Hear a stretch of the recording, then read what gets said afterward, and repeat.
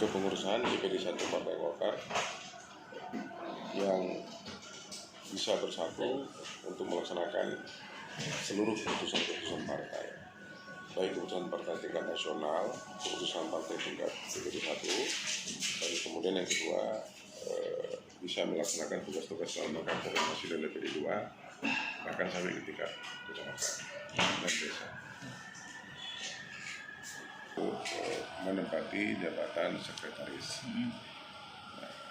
Di samping kemampuan beliau, pengalaman beliau, kemudian yang tidak kalah pentingnya adalah dalam rangka mengefektifkan koordinasi komunikasi antara DPD 1 Partai Golkar Aceh dengan DPRA melalui fraksi Partai Golkar yang di DPRA, dan Pak Ali adalah ketua fraksi ketua fraksi Partai Golkar di DPRA.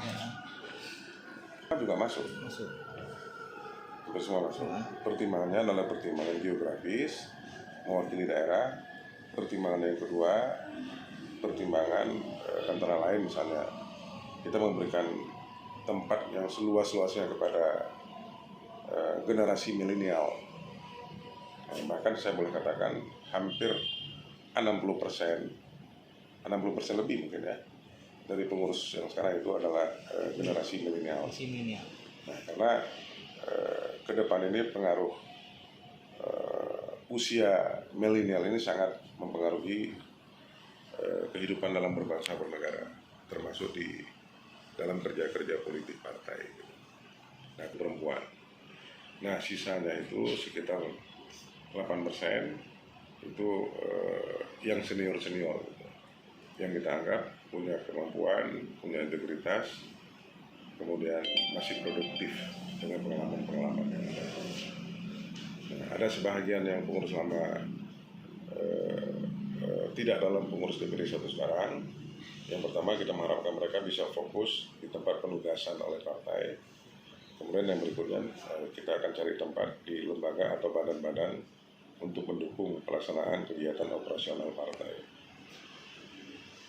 Apa yang kita kenal?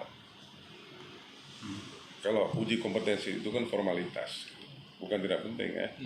Tapi kesehariannya itu jauh lebih penting dibandingkan dengan hanya sekedar menguji kompetensi. Dengan DPP Partai Golkar. Yang kedua pasti menjadi pertimbangan situasi pandemi COVID-19.